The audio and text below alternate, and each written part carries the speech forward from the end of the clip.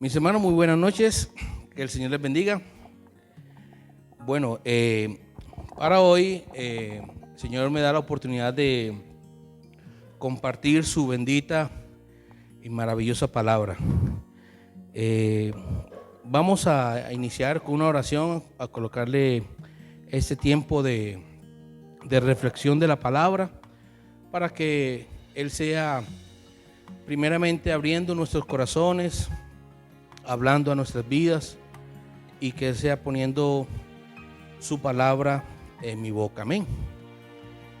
Dios, te damos muchas gracias por este, Señor, privilegio que me da, Señor, en compartir, Señor, tu palabra.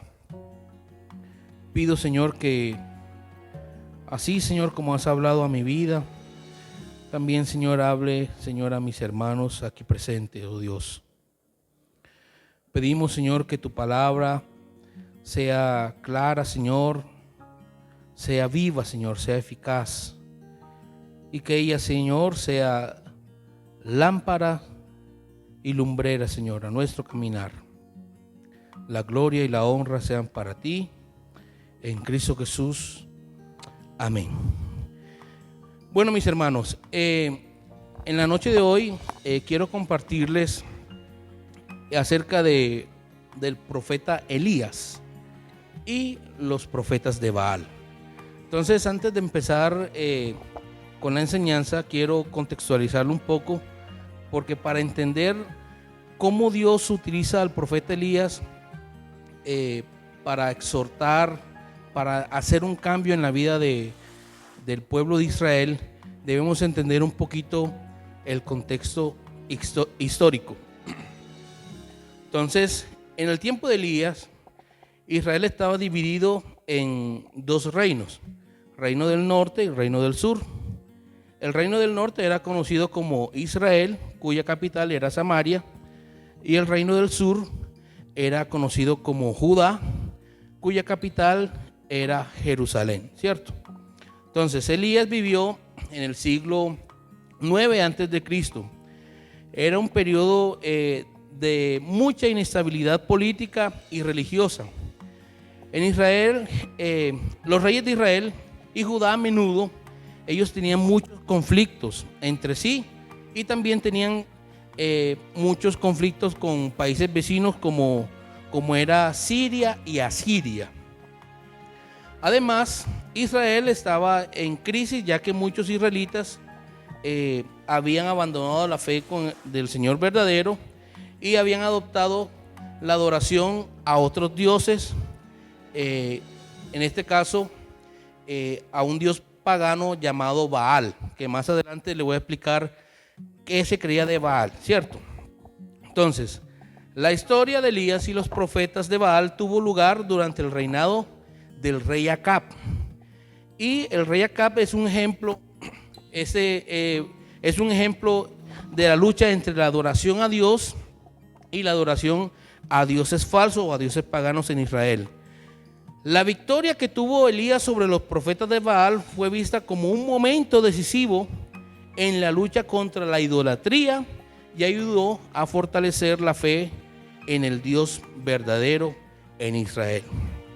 Ahora, vamos a hablar un poquito sobre el rey Acab para entender qué pasaba. Entonces, el rey Acab fue uno de los reyes más controvertidos de Israel, y su reinado fue marcado por la apostasía y la violencia política. Acab, quien reinó en el reino del norte, Israel, es recordado como un rey que hizo lo malo ante los ojos de Dios. Entonces, este rey fue un rey catalogado que hizo lo malo ante los ojos de Dios. Más adelante vamos a ver qué fue lo malo que hizo Acab y qué tan malo fue la cosa. Entonces, uno de sus mayores errores fue permitir, y además de permitir, promover la adoración a dioses paganos, particularmente al dios Baal, lo que llevó a muchos israelitas a abandonar la fe en el Dios verdadero. Entonces, este rey, fuera de que permitía que se adoraran otros dioses, lo promovía, ¿cierto? Vean, adoren a estos dioses, ¿cierto? Eso es básicamente lo que dice la historia. Además de eso, Acab se casó con Jezabel, una princesa fenicia, que trajo consigo la adoración de estos dioses paganos y la idolatría a la corte real de Israel, ignorando así Acab el mandato del Señor de no unirse o mezclarse con otros pueblos, ¿cierto? Recordemos que Dios era un Dios celoso con Israel y Él dio un mandamiento de que los israelitas no debían mezclarse con otros pueblos, ¿cierto? Entonces Acab tuvo esto como en poco y se unió con Jezabel, ¿cierto? Entonces, además de ignorar este mandato, Jezabel, ¿cierto? Como esposa del rey, también promovió y persiguió a los profetas del Señor, a los profetas de Dios, incluyendo a Elías, ¿cierto? Eso más adelante lo vamos a ver. Entonces podemos sacar un resumen que el reinado del rey Acab estuvo marcado por la apostasía religiosa, la idolatría y la violencia política, y es reconocido como uno de los momentos más oscuros de la historia de Israel.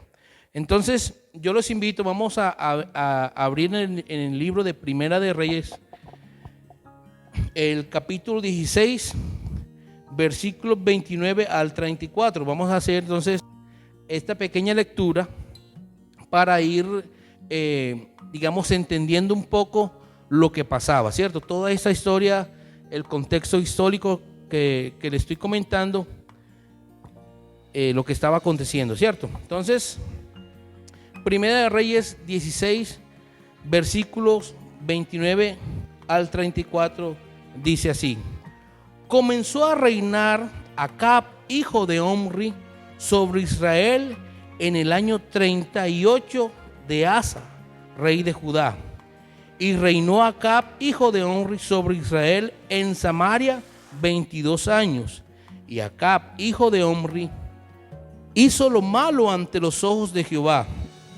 Dice, más que todos los que reinaron antes de él, porque le fue ligera cosa andar en los pecados de Jeroboam, hijo de Nabat.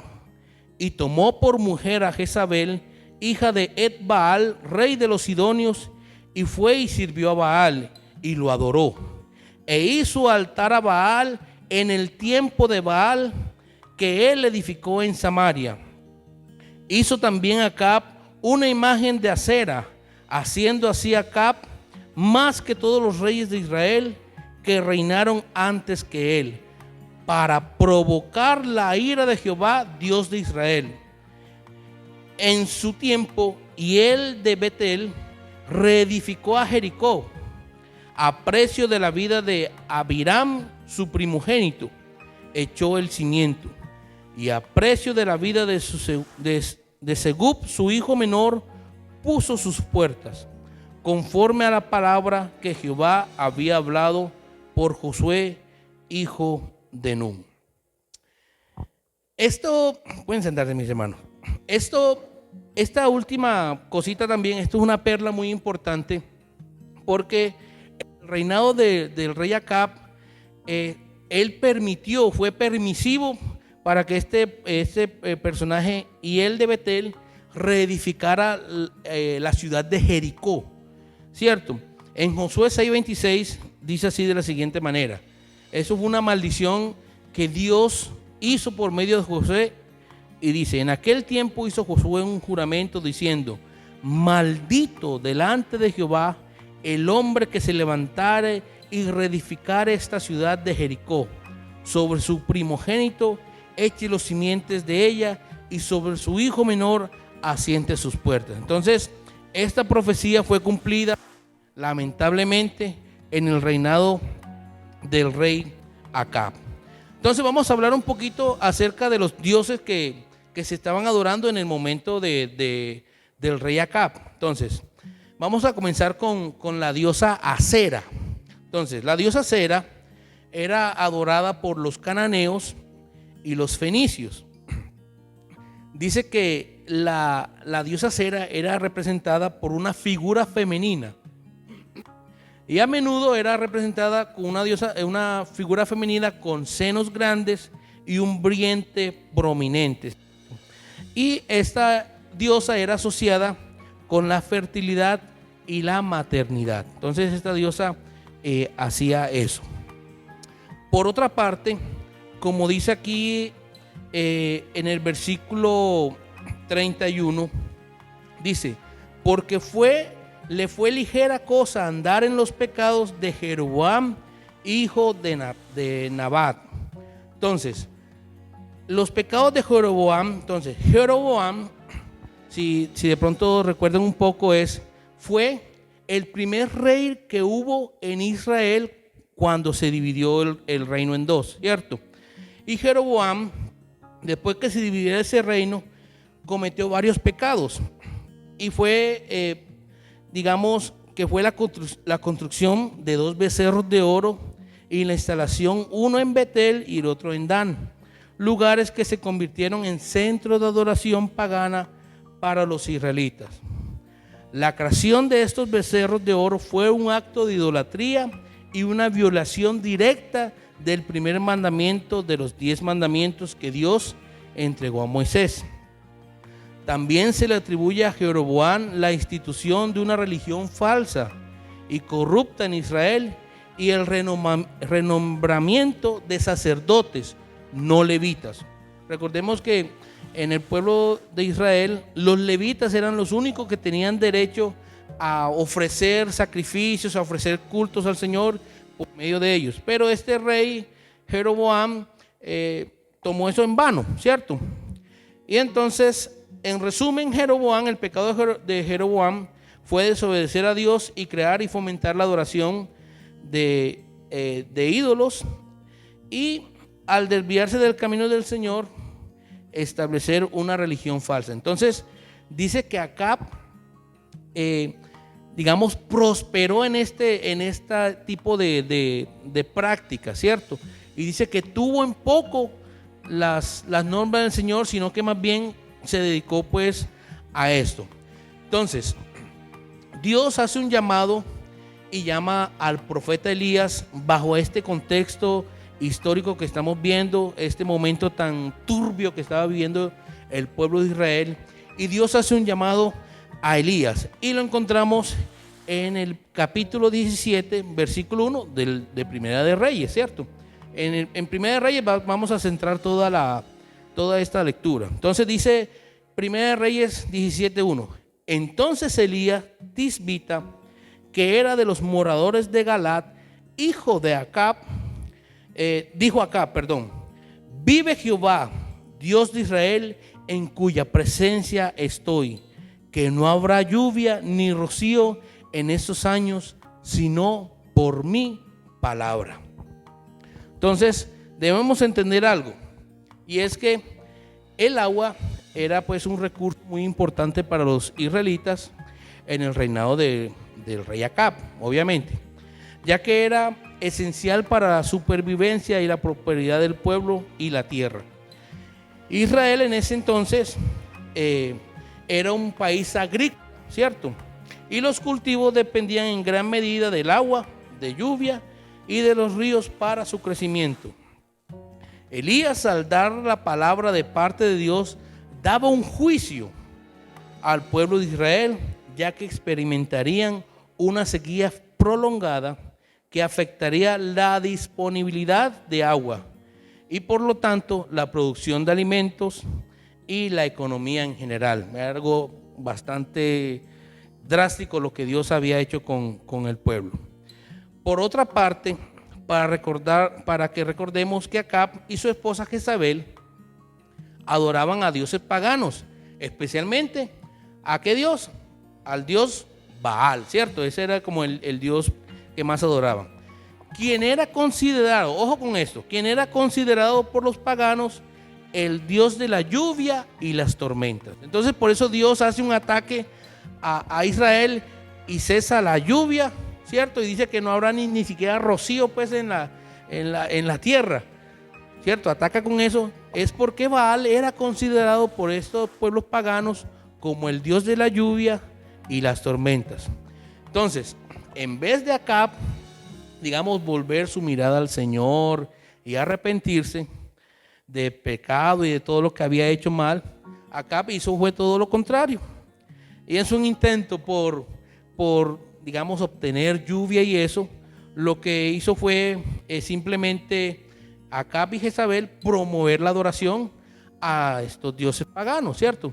Si faltaba agua y faltaba lluvia, entonces Acab y Jezabel lo que hicieron fue, bueno, entonces como falta esto y tenemos el Dios de la lluvia y las tormentas, vamos a pedirle a este Dios que nos envíe lluvia, que nos envíe las bendiciones y todo eso, ¿cierto? Además de eso, de promover la adoración a Baal, ellos comenzaron también a perseguir a los profetas del Señor que se oponían a esta práctica. Entonces más adelante vamos a encontrar un personaje que, estando en medio de esta persecución, también toma a 100 profetas del Señor y los divide 50 y 50 y los guarda en una cueva, y allá le envía alimentos y le envía agua para guardar, pues, digamos, el mandato del Señor, por decirlo de esta manera. Entonces, sabemos que esta práctica de la adoración a este Dios Baal era una práctica que alejaba al pueblo del Señor. Entonces, por lo tanto, el agua se volvió un recurso bastante escaso y valioso para los israelitas en el reinado del rey Acab, y su disponibilidad y acceso a ella estaban estrechamente relacionados con su fe y con su relación al Señor. Entonces, ya sabemos que Baal era una deidad adorada por los cananeos y los fenicios y otros pueblos vecinos. Entonces se cree que este Baal era el dios de la lluvia y la fertilidad y el poder cósmico, y se le atribuía la capacidad de controlar las tormentas y las cosechas. Los seguidores de Baal creían que su culto garantizaba la lluvia necesaria para la agricultura, y que el Dios también podía ayudarlos en otras áreas de la vida, como la fertilidad humana y la protección contra peligros naturales. Entonces, miren qué tan importante para este pueblo pagano, para estas culturas, era Baal. Simplemente Baal era el que hacía llover, el que controlaba las tormentas, el que controlaba, pues, los ríos, el que controlaba la parte cósmica. Todo giraba en torno a este Dios. Las cosechas se germinaban gracias a Baal, ¿cierto? Pero Dios hace un ataque directo, ¿cierto? Directo contra esta creencia, y cesa la lluvia. Y obviamente al cesar la lluvia, pues iban a cesar las cosechas, ¿cierto? Iban a aguantar hambre, iban a aguantar sed, sí, iban a morir muchos animales, iban a morir muchas personas. Todo esto a causa de esto. Después que Elías hace esta profecía en contra de Acab y en contra de Israel, Dios da un mandato, y Dios envía a Elías al oriente a que se escondiera, por obvias razones, porque esta Jezabel y Acab estaban buscando a los profetas de Dios que estaban en contra digamos, demostrándole al pueblo que la adoración no era a estos dioses paganos, sino al verdadero Dios, al Dios de Abraham, de Isaac y de Jacob. Entonces Dios manda a Elías al arroyo de Kerit, al oriente, para que fuera alimentado con ciervos.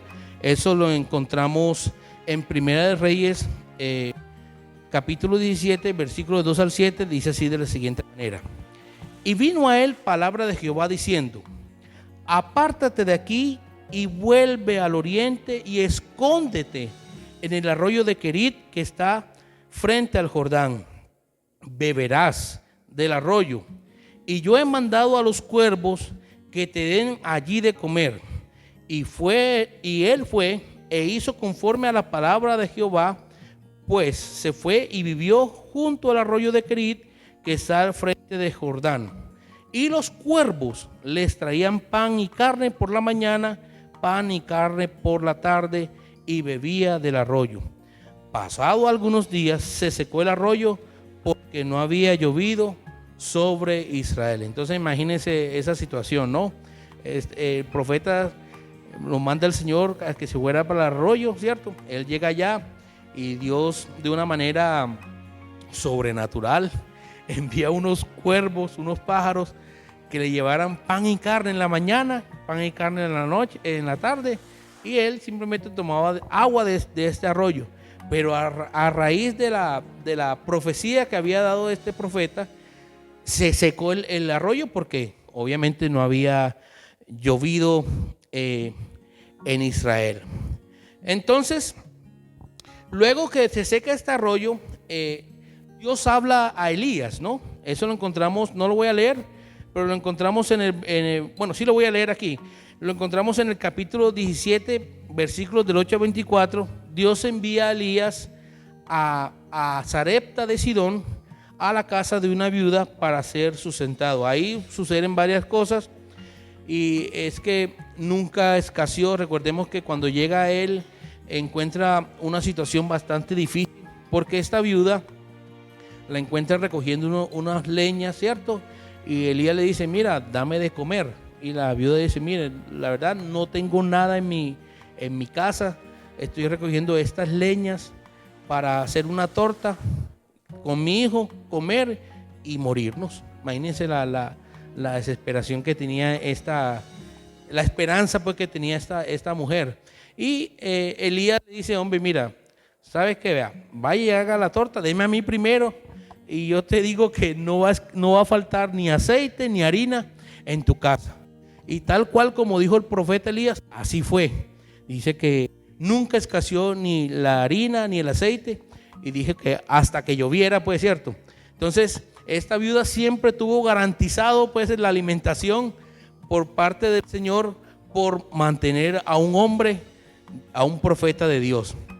Luego ocurre un momento muy difícil también a esta viuda y es que se le muere el hijo, ¿cierto? Se le murió el muchacho. Entonces la viuda como que le reclama, ¿cierto? Hace un reclamo, mira, así que me paga el Señor, que es cierto. Y vino Elías y si no estoy mal es la primera resucitación que hay en la escritura de la Biblia, ¿no? La primera resucitación que hay es esta, la que hace Elías, ¿cierto? Que resucita a este joven. Entonces, pasado 3 años, imagínense 3 años comiendo ahí y el Señor proveyendo y nunca escaseó el aceite, nunca escaseó la harina para esta mujer. Entonces, pasado 3 años, Dios habla nuevamente a Elías y le dice que se presente ante el rey Acab. Entonces, aquí viene la historia bien bonita, ¿no? Entonces, en el capítulo 18, versículos del 1 al 19, quiero leerlo para ustedes y dice así: pasados muchos días, vino palabra de Jehová a Elías en el 3er año diciendo: ve, muéstrate a Acab y yo haré llover sobre la faz de la tierra. Fue pues Elías a mostrarse a Acab, y el hambre era grave en Samaria. Y Acab llamó a Abdías su mayordomo, Abdías que era en gran manera temeroso de Jehová, porque cuando Jezabel destruía a los profetas de Jehová, Abdías tomó a 100 profetas y los escondió 50 en cuevas y los sustentó con pan y agua, lo que hablamos al principio, ¿cierto? De este servidor Abdías, que era temeroso al Señor y tomó cartas en el asunto para proteger a los profetas del Señor.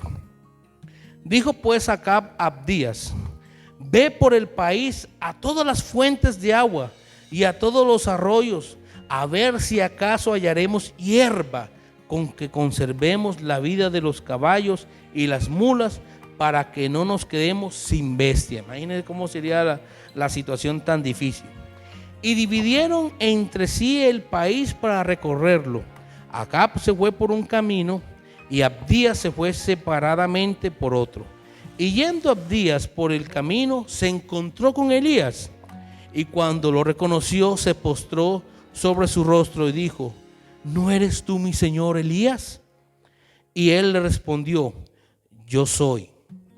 Ve, di a tu amo, aquí está Elías. Pero él dijo, Abdías respondió lo siguiente: ¿en qué pecado para que entregas a tu siervo en manos de Acab para que me mate? Vive Jehová tu Dios, que no ha habido nación ni reino donde mi Señor no haya enviado a buscarte. Y todos han respondido: no está aquí. Y a reinos y a naciones ha hecho jurar que no te ha hallado. Y ahora dices tú: ve, di a tu amo que está aquí Elías. Acontecerá luego que cuando yo me haya ido, el Espíritu de Jehová te llevará a donde yo no sepa.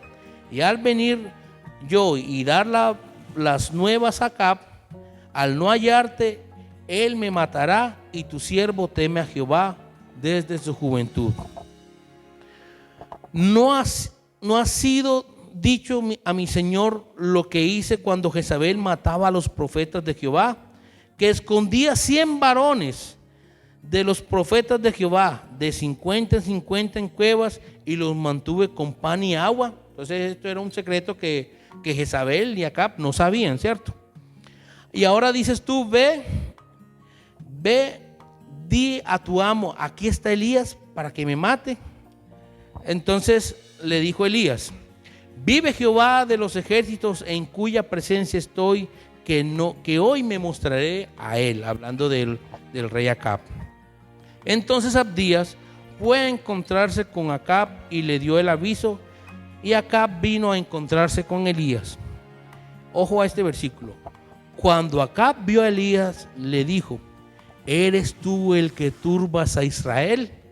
Y respondió: yo no he turbado a Israel, sino tú y la casa de tu padre, dejando los mandamientos de Jehová y siguiendo a los Baales.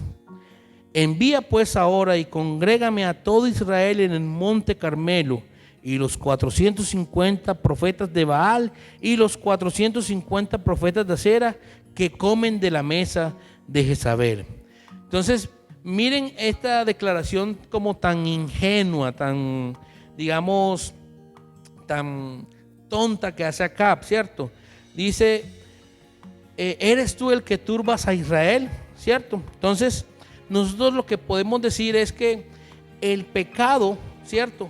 El pecado que el pueblo tenía, que Acab estaba manejando, trajo consecuencias graves sobre la vida del pueblo y sobre la vida de Acab. Y esto me lleva también a mí a reflexionar, ¿cierto?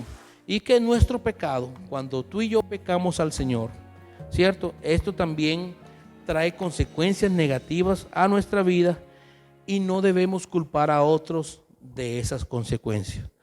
Recordemos que nosotros en algún momento hemos cometido errores, hemos dicho cosas, hemos hecho lo malo ante los ojos del Señor, y eso de una u otra manera ha traído consecuencias a nuestra vida, y no podemos nosotros tratar de buscar culpables en otros lugares o culpar a otros, porque eso realmente es consecuencia del acto que hayamos hecho en contra del Señor. Entonces, yo quiero hablarles a ustedes, mis hermanos, sobre unos principios que encuentro aquí en este pasaje para la restauración de mi relación con el Señor.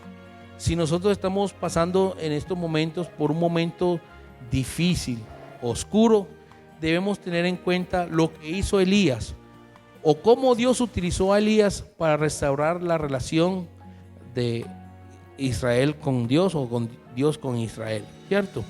Entonces, el primer principio que yo lo encuentro en el capítulo 18, versículo 21, y es tomar una decisión ante el llamado del Señor. Entonces, el primer principio que yo encuentro es que nosotros, como hijos del Señor, como iglesia, debemos tomar una decisión ante el llamado del Señor. Dice entonces el versículo 21 del capítulo 18: y acercándose Elías a todo el pueblo dijo: ¿hasta cuándo claudicaréis vosotros entre dos pensamientos? Si Jehová es Dios, seguidle, y si Baal, id en pos de él. Y el pueblo no respondió palabra.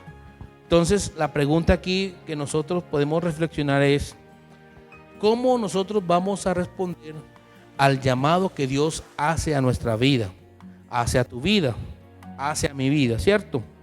¿Será que nosotros nos vamos a quedar como hizo el pueblo, quedarnos callados, no responder nada? ¿Cierto? ¿Será que no vamos a cambiar lo que está mal en nuestro corazón? Entonces, Dios demanda una decisión en nuestra vida, ¿cierto? No debemos dudar al responder el llamado que Dios nos hace. Dios no necesita cantidad, sino calidad. En el versículo 22 dice Elías: solo yo he quedado, más de los profetas de Baal son 450.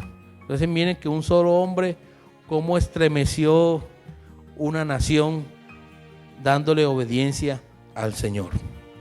Ahora, el segundo principio que yo encuentro aquí está en el capítulo 18, versículos 23 al 29, y este principio es: de nada vale el sacrificio si no va dirigido al Dios verdadero. De nada vale el sacrificio si no va dirigido al Dios verdadero. Dice así la siguiente la palabra: dénsenos pues 2 bueyes, y escojan ellos uno, y córtenlo en pedazos, y pónganlo sobre leña, pero no pongan fuego debajo. Y yo prepararé otro buey, y lo pondré sobre la leña, y ningún fuego pondré debajo. Entonces aquí estaban en igual condiciones. Nadie tenía ventaja sobre el otro. Simplemente estaban ofreciendo 2 sacrificios iguales, ¿cierto? No había diferencia.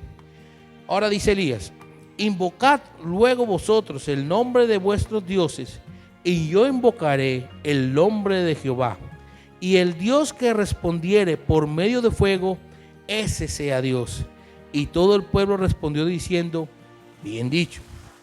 Entonces Elías dijo a los profetas de Baal: escogeos un buey y preparadlo vosotros primero, pues que sois los más, e invocad el nombre de vuestros dioses, mas no pongáis fuego debajo.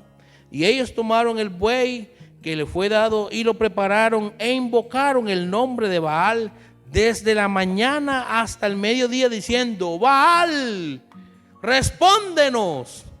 Pero no había voz, ni quien respondiese. Entre tantos, ellos andaban saltando cerca del altar que habían hecho. Y aconteció al mediodía que Elías se burlaba de ellos, diciendo: gritad en voz alta, porque Dios es.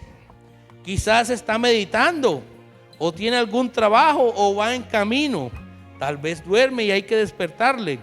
Y ellos clamaban a grandes voces y se sojaban con cuchillos y con lancetas conforme a sus costumbres, hasta chorrear la sangre sobre ellos.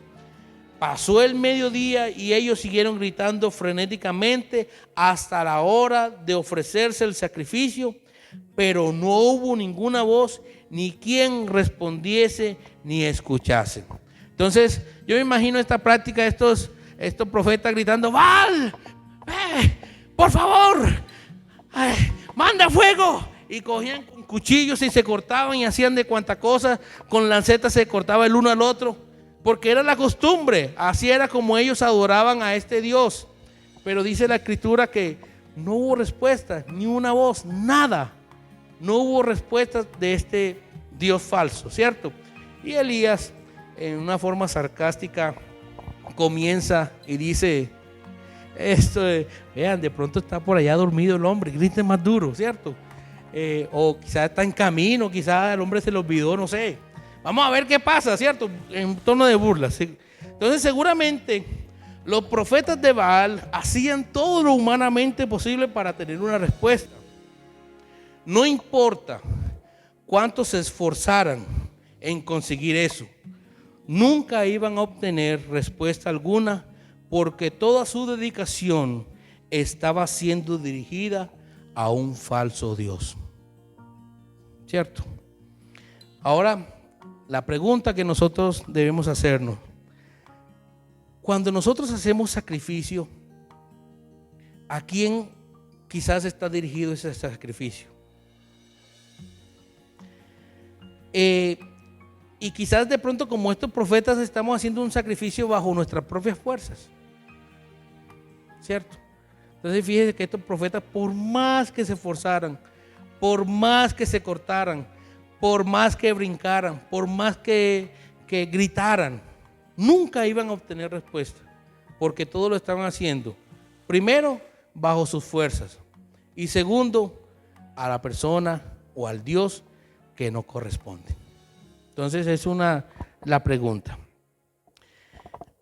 Tercer principio, y es lo que encuentro en el versículo 30 al 35 del capítulo 18, y es restaurar el altar. Entonces, recordemos el primer principio que tiene: tomar una decisión ante el llamado de Dios, ¿cierto?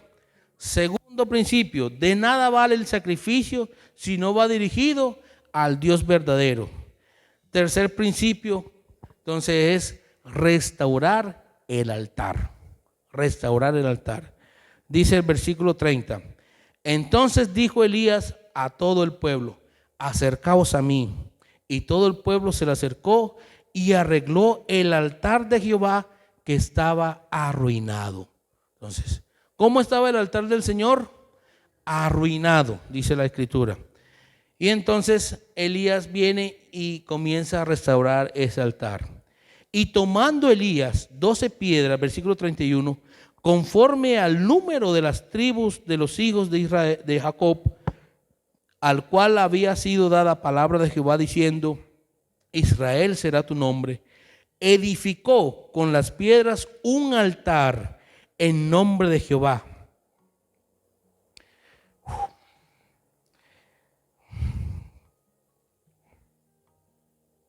Amén.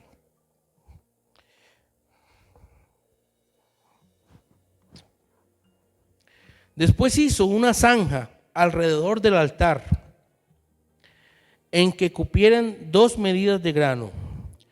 Preparó luego la leña y cortó el buey en pedazos y lo puso sobre la leña.